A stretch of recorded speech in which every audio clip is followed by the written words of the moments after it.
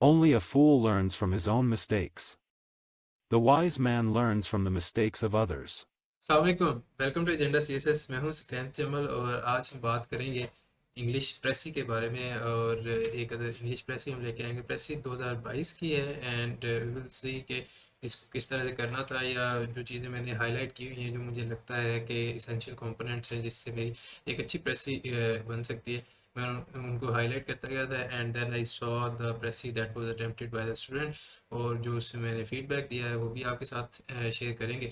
तो 2022 की प्रेसी जो है थोड़ी सी मुश्किल भी आप कह सकते हैं, लेकिन इतनी ज़्यादा मुश्किल भी नहीं थी। इट वाज डूएबल, और जिसने अच्छी प्रेसी की थी उसको 12-13 या 13-14 नंबर इसमें मिल गए होंगे। So let us get into the video.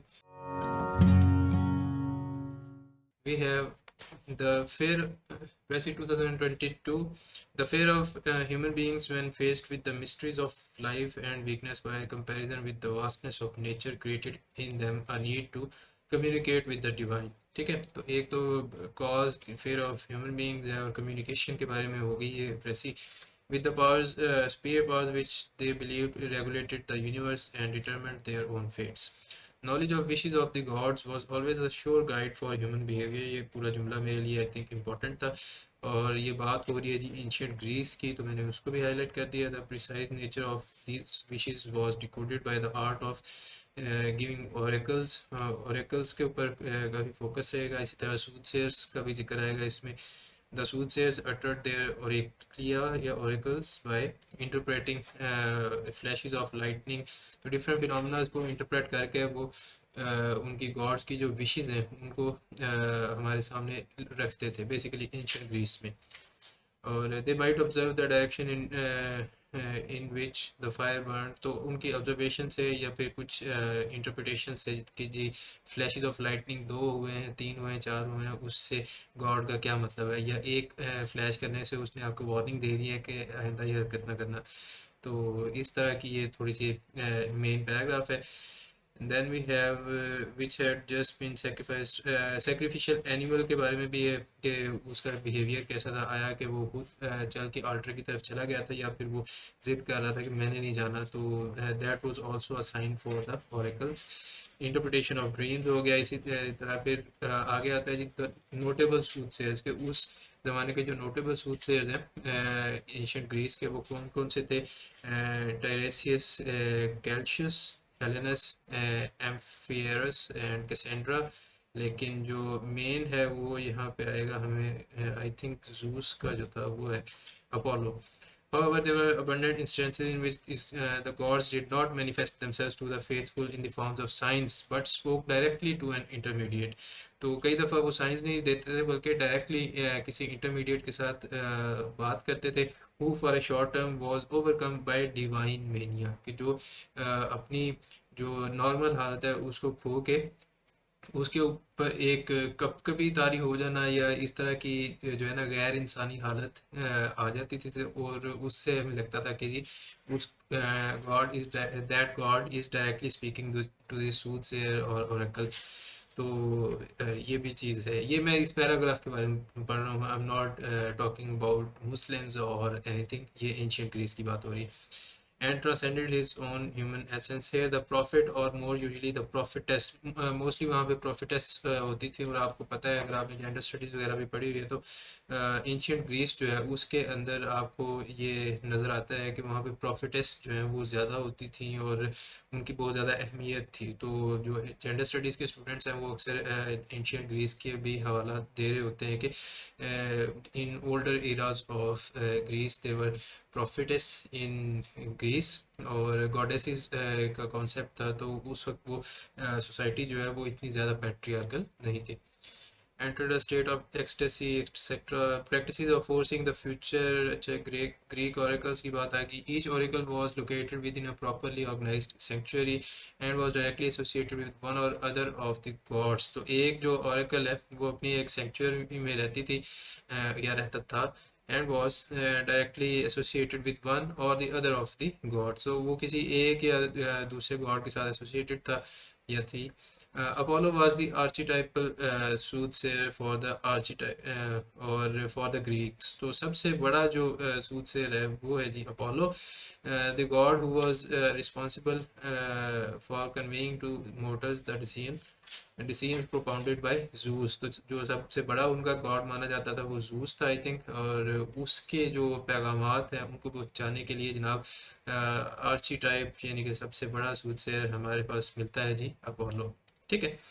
And then we have Delphi delivered the messages with the intervention of Apollo, while the oldest that or Dodona functioned with the assistance of Zeus. खैर प्रेसी पे आते हैं. तो पहले तो है title जी, interpretation of divine messages by ancient Greek oracles.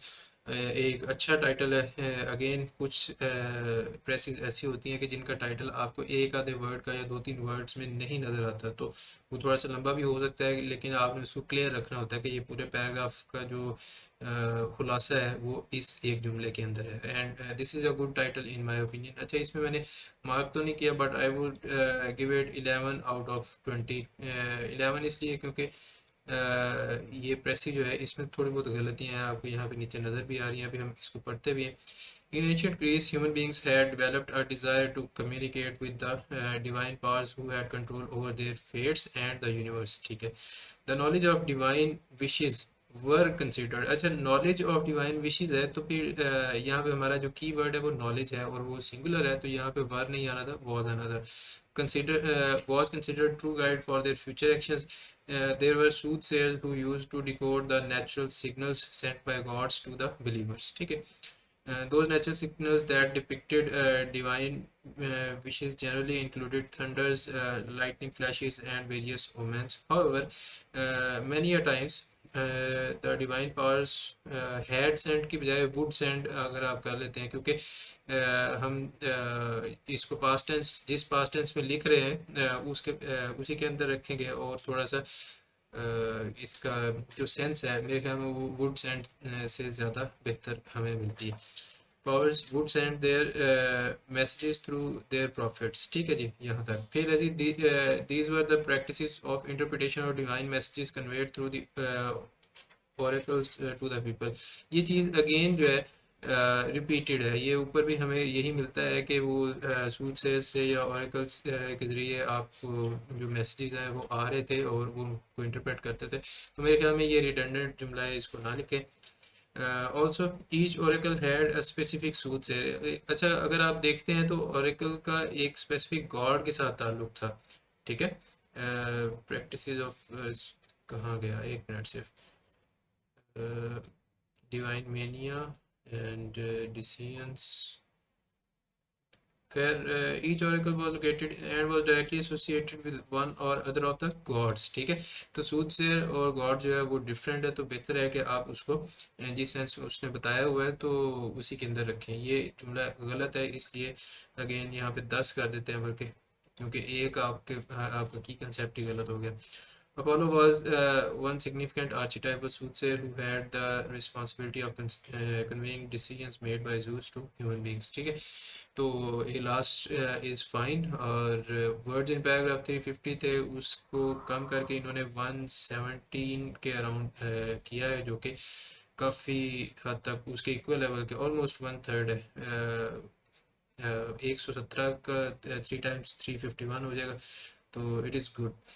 और टाइम टेकन जो है वो 75 मिनट्स है. इनका टाइम थोड़ा सा ज़्यादा लग रहा है. मैं ऑफ कोर्स आपने पेपर में जाके तो नहीं लिखना कि जी इसके लिए मुझे टाइम कितना लगा है, लेकिन मैं अपने स्टूडेंट्स को रिकमेंड करता हूँ कि आप अपना जो टाइम है वो नीचे मेंशन कर दिया करें, ताकि मुझे अंदाज़ा हो कि आपको कितना टाइम लग रहा है. और मेरे मुताबिक आपको इसको एटलीस्ट 60 मिनट्स मैक्सिमम में कंप्लीट कर देना चाहिए, और 40 to 50 में अगर आप करते हैं तो वो आपके लिए आइडियल है. फिर आपको दूसरी चीज़ों के लिए टाइम काफ़ी मिल जाता है उनको सॉल्व करने के लिए और उनको अच्छा मतलब प्रेजेंट करने के लिए भी. सो आई होप के this was helpful for you. आज था Wednesday and we discussed a precis with you. कल है थर्सडे और कल हम करेंगे करंट अफेयर्स और जनरल नॉलेज सब्जेक्टिव, कोई भी मे बी अखबार से आर्टिकल हो, मे बी इकोनॉमिक्स से, या कोई और कॉन्सेप्ट जनरल नेचर का हम डिस्कस करेंगे. तो उसके लिए भी stay tuned and I will see you in the next video. तब तक के लिए टेक केयर. अल्लाह हाफिज़.